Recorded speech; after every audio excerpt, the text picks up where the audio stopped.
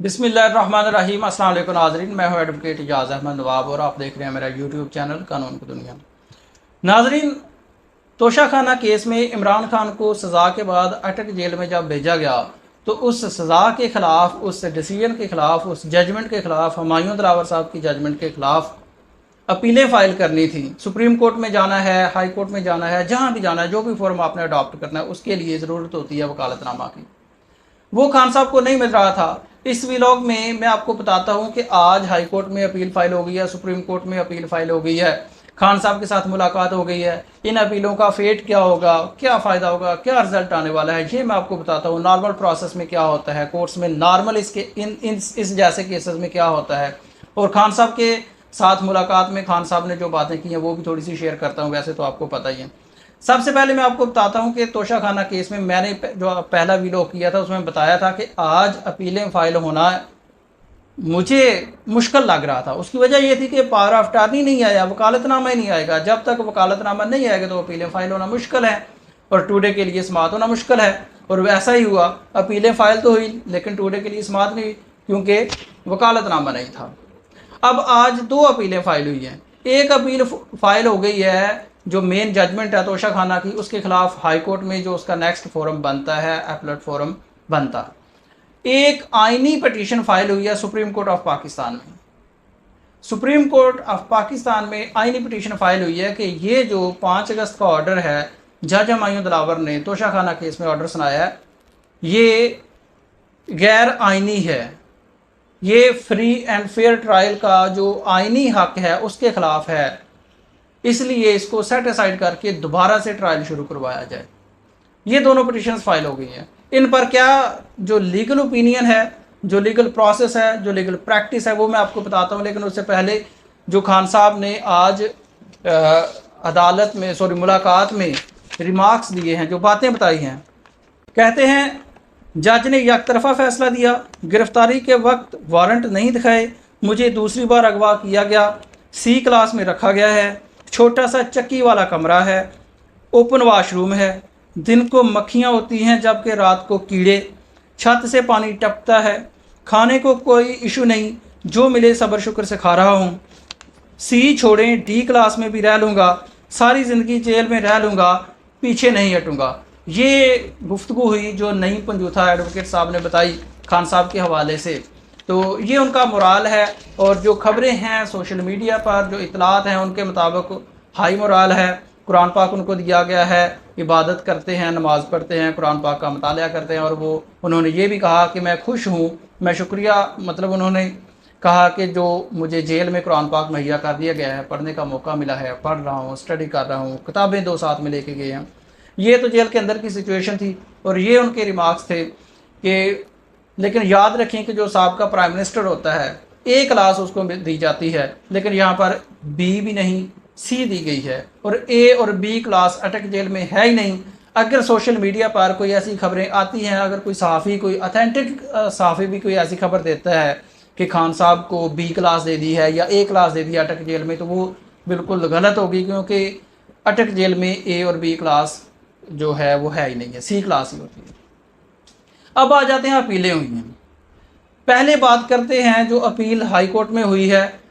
Against the original جو judgment ہے 5 اگست والی، جس کے ذریعے خان صاحب کو سزا دی ہے، اس کے خلاف جو اپیل فائل ہوئی ہے، کل اس پر ہیئرنگ ہوگی۔ چیف جسٹس اسلام آباد ہائی کورٹ ہی ہیئرنگ کریں گے۔ اس سے پہلے میں آپ کو بتاتا چلوں کہ خان صاحب نے آج ایک بار پھر سے اسلام آباد کے چیف جسٹس عامر فاروق کیانی پر اپنی جو عدم اعتماد کا اظہار کیا کہ ان پر مجھے اعتماد نہیں ہے، اور اس سے پہلے ایک ریٹن اپلیکیشن جسٹس عامر فاروق کیانی کی کورٹ میں فائل کی گئی تھی کہ ہمیں اس کورٹ پر یقین نہیں ہے، لہٰذا یہ چیف جسٹس صاحب ہمارے کیسز نہ سنیں۔ اور یہ مذکرہ کیس مجھے نہیں سمجھ آئی کہ یہ اپیل تو جانی چاہیے تھی سپریم کورٹ میں یا کم از کم وہ جو اپلیکیشن فائل ہوئی تھی اس پر کوئی لارجر بینچ بنتا اور لارجر بینچ فیصلہ کرتا، لیکن ایسا نہیں ہوا۔ چیف صاحب کے خلاف اپلیکیشن کی گئی تھی، چیف صاحب نے وہ اپلیکیشن سنی، چیف صاحب نے وہ اپلیکیشن ڈسمس کر دی، اور چیف صاحب بھی باقی سارے کیسز سن رہے ہیں۔ اب دوبارہ سے اپیل فائل ہو گئی ہے، دوبارہ سے چیف صاحب بھی وہ اپیل سنیں گے۔ فیصلہ کیا آتا ہے کیا نہیں میں نہیں بتا سکتا آپ کو، کیونکہ وہ فیصلہ کرنا چیف صاحب نے، لیکن میں آپ کو اتنا بتا دیتا ہوں جو نارمل پریکٹس ہوتی ہے جن کیسز میں 3 سال یا اس سے کم سزا ہوتی ہے ان کیسز میں نارمل روٹین پر کورس جو ہوتی ہیں فرسٹ ڈے ہی جو آپریشن امپیون ججمنٹ کا ہوتا ہے، جو سزا ہوتی ہے اس کو معطل کر کے جو ایکیوزڈ ہوتا ہے، جو جس کو کنوکشن ہوئی ہوتی ہے، اس کو بیل پر 426 CRPC کے تحت اس کو ضمانت دے دی جاتی ہے جب تک فیصلہ نہیں ہوتا اپیل کا، کیونکہ سزا 3 سال ہوتی ہے۔ اور اس کیس میں تو اور لیگل لیکوناز بہت زیادہ ہوتے ہیں۔ سب سے بڑی بات، جب ججمنٹ سنائی گئی ہے، فیصلہ سنایا گیا تو اکیوزڈ موجود نہیں تھا۔ اس سے بڑی بات، وکلا کے آرگومنٹ صحیح نہیں سنے، اور اس سے بھی بڑی بات کہ جو کہا گیا تھا کہ قابل سماعت اور ناقابل سماعت ہونے پر دوبارہ سے فیصلہ کیا جائے، اس پر نئے آرگومنٹس کوئی نہیں دیے گئے، نئی آبزرویشنز کوئی نہیں دی گئی، اور یہی کہا کہ جو میں نے پہلے فیصلے کیے تھے انہی کی بنیاد پر دوبارہ سے میں اس کو خارج کرتا ہوں۔ تو یہ اس کے علاوہ اور بہت سارے اس میں لیگل جو لیکوناز باقی ہیں جن کی بنیاد پر آپریشن اس ججمنٹ کا سسپینڈ ہو جائے گا۔ لیکن وہ صبح جب چیف جسٹس اسلام آباد ہائی کورٹ ہیئرنگ کریں گے، ہیئرنگ کے بعد ہی پتہ چلے گا کہ وہ سسپینڈ کرتے ہیں یا نہیں کرتے۔ وہ نوٹس کرتے ہیں، وہ مہینے کا نوٹس کرتے ہیں، 2 مہینے کا کرتے ہیں، وہ 1 دن کا کرتے ہیں، وہ پہلے دن ہی سسپینڈ کر دیتے ہیں۔ وہ ان کی جو ڈسکریشن ہے، ڈپینڈ کرتا ہے کہ وہ کیا کرتے ہیں۔ اب بات کرتے ہیں جو سپریم کورٹ میں اپلیکیشن پینڈنگ ہے، اوریجنل جورسڈکشن میں جو پٹیشن سپریم کورٹ میں گئی ہے،